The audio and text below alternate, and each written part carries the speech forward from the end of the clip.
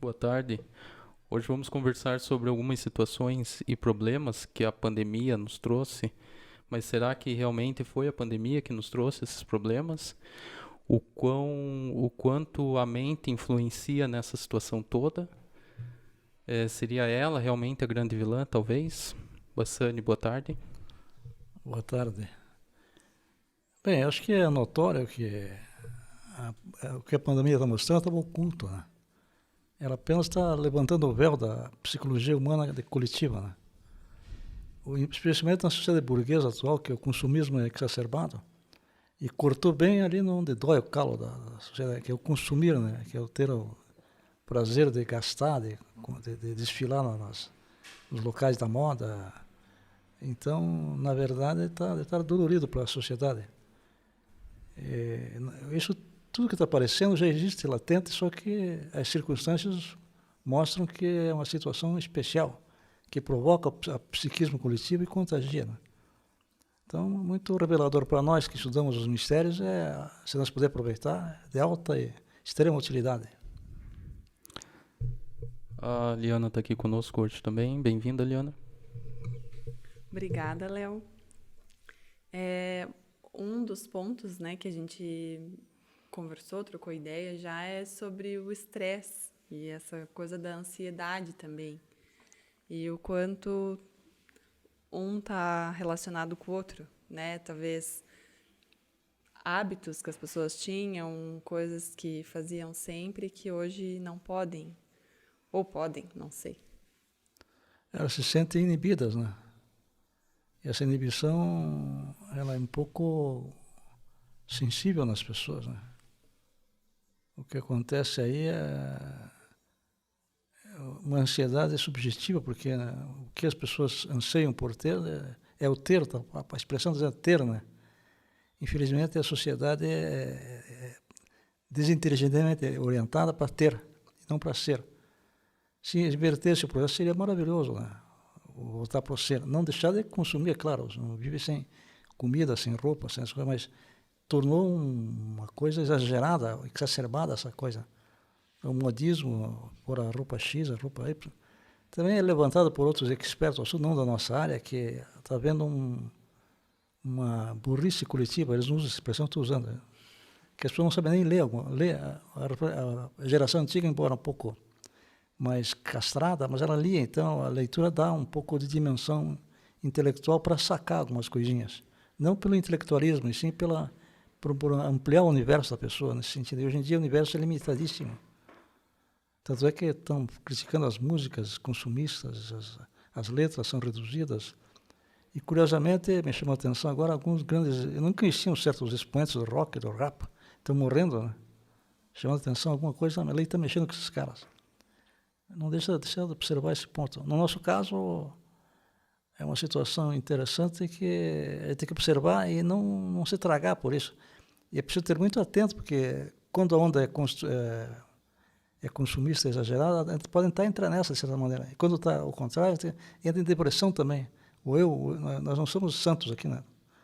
A não ser, talvez, o TB, seja santo, nós não temos santidade. Então, alguns têm os resíduos de Deus lá que ficam, não pode comprar, não pode aquilo, não pode gastar, não pode viajar. Então, tudo isso, alguém, lembrando o João Darcy, né? Viajar, essas coisas. Dá para notar um desequilíbrio maior, né? Parece que mais problemas assim estão ficando evidentes, né?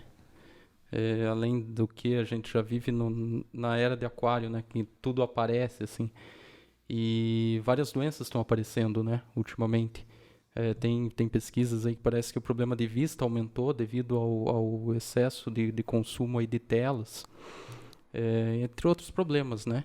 Depressão e como foi citado. Enfim, isso tá tudo muito evidente agora, né? E as pessoas tá aflorado isso, as pessoas estão vivendo diariamente com isso, é um problema também da hiperconvivência, né? Então, a grande questão é como sair de tudo isso, né? Como sair, talvez sempre foi o problema da humanidade, mas agora está mais evidente, né? A saída para nós aqui é óbvia, né? É se introspectar, né? Em vez de buscar todo esse consumismo, é uma busca externa, né? comprando aquele objeto, indo em tal lugar, acontece assim, assim, assado. Então, nosso caso é introspecção profunda para tocar o nosso real ser, aquela fonte de inspiração, de percepção. Eu acredito que, volto a reiterar ou repetir, que se nós pudermos aproveitar, é uma oportunidade maravilhosa. Só que não posso dizer isso por aí, senão assim vai jogar o podre, né? Mas é um ponto que a gente começa a se estudar. E, na verdade, nós nos estudamos também percebemos o mau exemplo dos outros, né? Sem criticar, né? Perceber pessoas incomodadas e tal, perturbadas, e nós podemos até aproveitar a lição para não seguir nesse espelhamento negativo.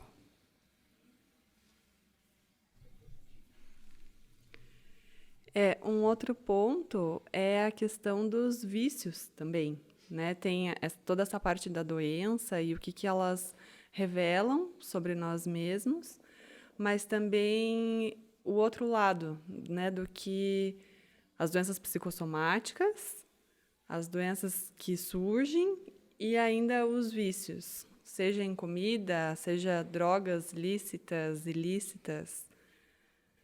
O que cada um é para a gente, ou o que cada um desses itens, digamos assim, são para cada pessoa, para cada individualidade.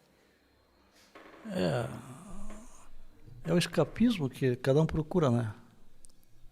A tendência nossa é para a nossa própria formação cultural e escolar. Nós fomos alfabetizados para ser consumistas e ajudar uma sociedade de consumo, né? Então, não queremos ter uma apologia aqui do rebelde sem causa, mas o culto, o consumismo está encalacrado nas pessoas. Então, não podendo fazer certas coisas, ele começa a ficar adoecer, né? E também doenças psicossomáticas que você me ensinou aí.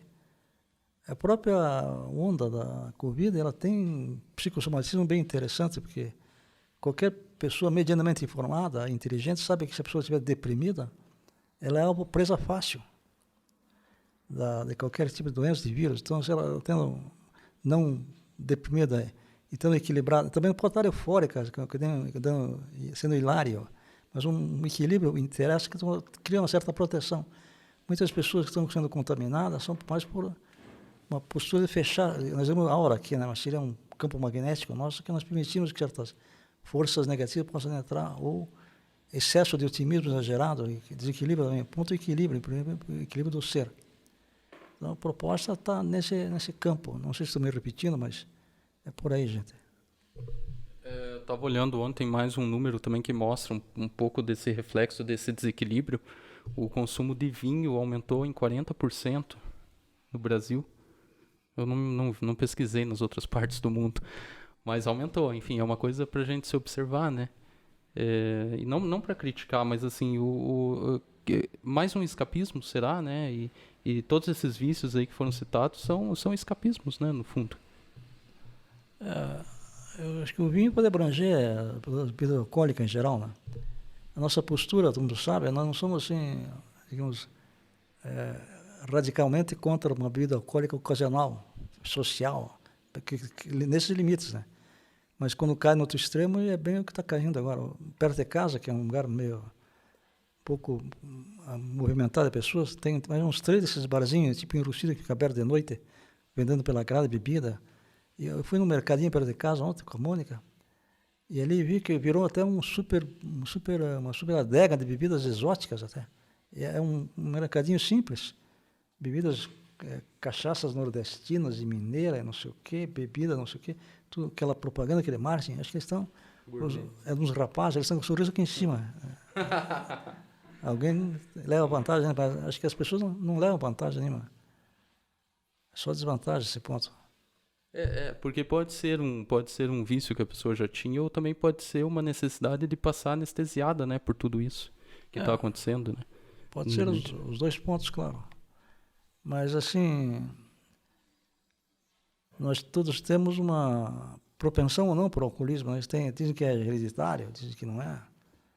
Mas não só do consumismo da bebida alcoólica, como também de drogas, né? Drogas ilícitas que se falaram aí, né? Eu acho que meio que nossos estudos, nós temos drogas de propriedade dentro de nós, né? Ou bons remédios, né? A gente estando equilibrado, inclusive alimentarmente, nós temos o próprio remédio do nosso sistema orgânico. E alguns até provocam um pouco de ânimo. A própria acupuntura tem partes crônicas que apertam em nós que a gente começa a ver com outro viés a qualquer situação. Mas o interessante mesmo é a autoobservação, né? A autoobservação eu acho que é o maior remédio que tem para toda situação. Só que a autoobservação no começo ela incomoda, porque vai se flagrar que todos nós nos flagramos numa situação psicológica pouco confortável, né? E tem que ampliar esse sentido da autoobservação. Com o tempo ela se torna um elemento, digamos, despertador e nós começamos a nos inspirar através dela. Acho que seria a chave. Claro, complementada com a meditação, sem dúvida nenhuma.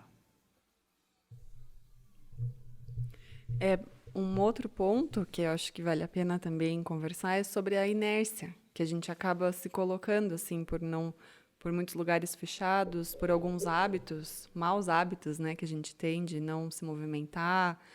O quanto isso também contribui para a depressão, né, como você comentou, Bassani. E como a gente se policiar para que não aconteçam situações desse tipo. Com certeza, né? Todos nós, imagino que a maioria faz sua prática pela manhã, e essa prática, qualquer seja yoga, ou meditação, ou runas, ela tem que ser precisa por um aquecimento, né? O aquecimento, fazendo ele um certo cuidado, ele provoca certos movimentos energéticos. Os chineses exploram muito isso, né?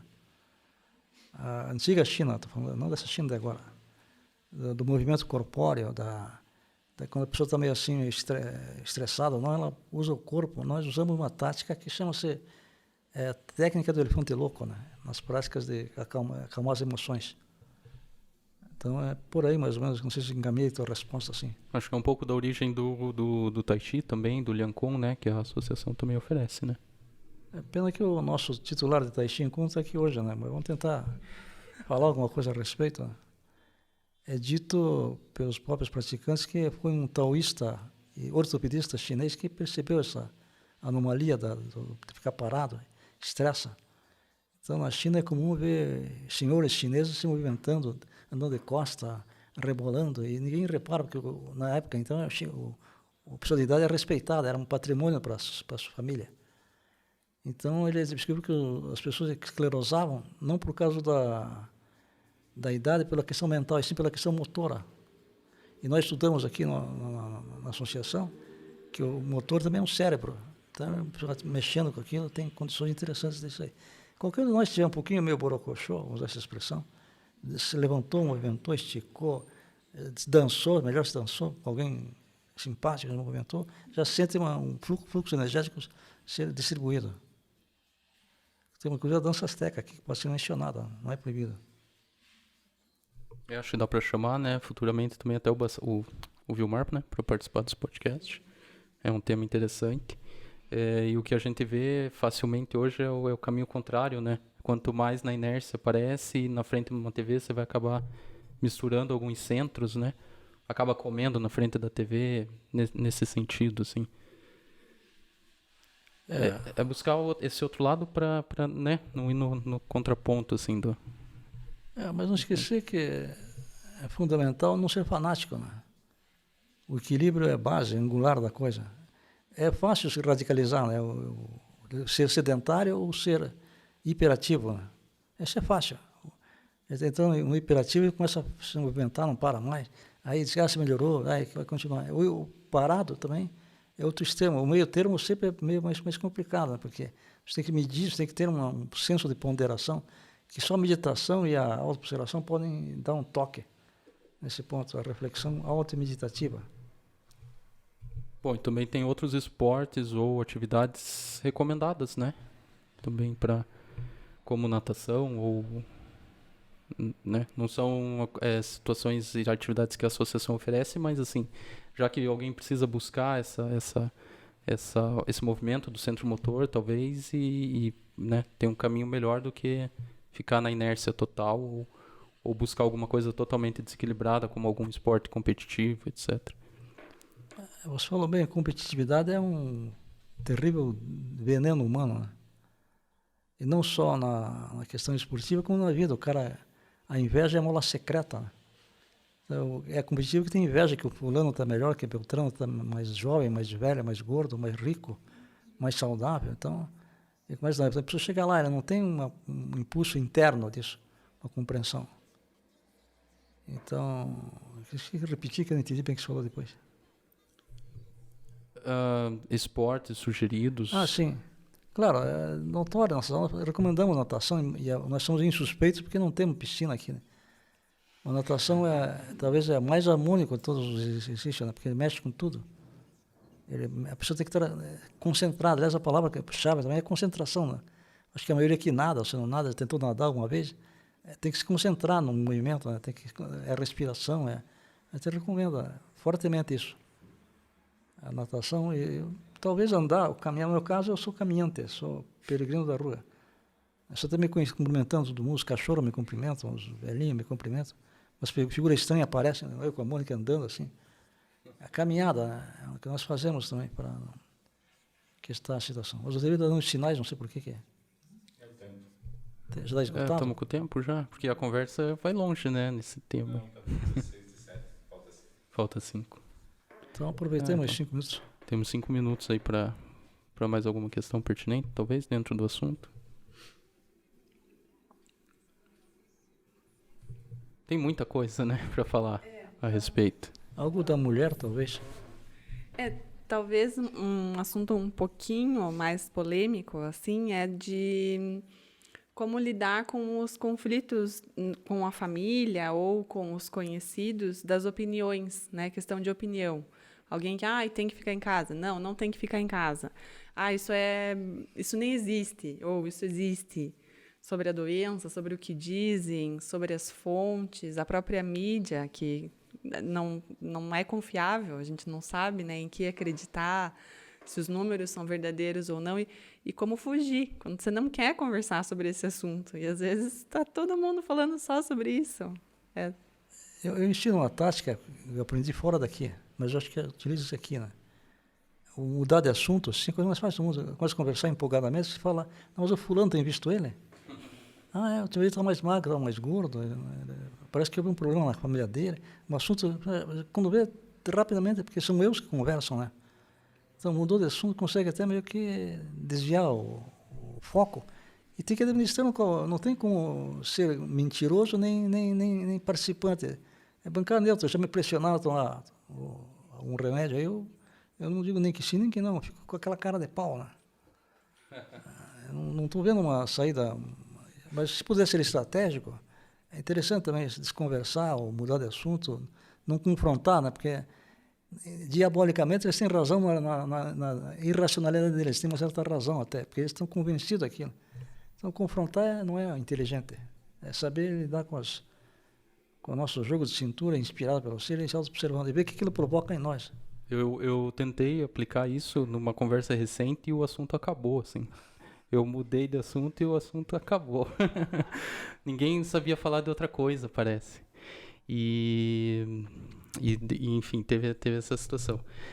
Outra situação também é que as pessoas parece que querem muito ouvir apenas da outra pessoa, a opinião delas, né? Saindo da boca de outra pessoa. Parece que é isso, né? Parece que está cada vez mais essa... Como é que eu vou colocar? Dicotomia, talvez, a polaridade. A pessoa está muito numa polaridade, né? E essa arte de ouvir o próximo está cada vez mais difícil, né? Eu tenho testado isso porque, sem querer, eu observo, ou por querer, mas eu observo. Você conversou um assunto com uma pessoa, de repente você vê que a pessoa não está nem ideia que você está falando e responde outra coisa lá. Então, às vezes, quando para exercitar a perícia, eu digo, não estamos falando desse assunto, quando outro assunto é. Então, e também nesse período de pouca sociabilidade, dizem, né, quando deve provocar a necessidade de desabafar, né? O famoso desabafo, né? Eu tenho que contar arrumar uma muleta para chorar minhas mágoas. Dá uma sensação que alivia, mas piora, porque aquilo é uma ilusão momentânea, depois volta mais forte ainda. Porque você acreditou que aquilo resolveu desabafando, conversando. Mas a conversa, nós aprendemos nos nossos estudos que falar é importante, mas calar também é importantíssimo. E saber falar e saber calar, né? Acho que o velho refrão nosso. Então tá, estamos recebendo mais sinais ali, agora é para finalizar Sim. mesmo. Sinais estranhos. Sinais esquisitos. Dando tchauzinho. O assunto está muito bom, mas infelizmente pelo tempo mesmo, talvez a gente dê sequência nessa conversa em outro momento, né? Mas obrigado pela participação da Liana também e a todos. Eu que agradeço, mais ou menos. Aquela cara de pau, agradeço.